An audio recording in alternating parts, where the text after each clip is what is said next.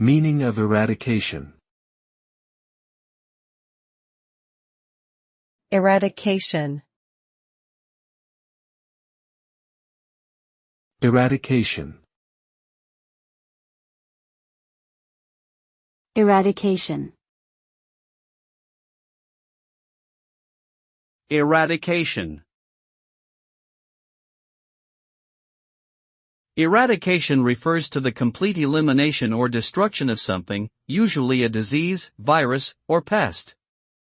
The result of eradication is a complete disappearance of the targeted substance or organism, meaning that it no longer poses a threat to human health or the environment.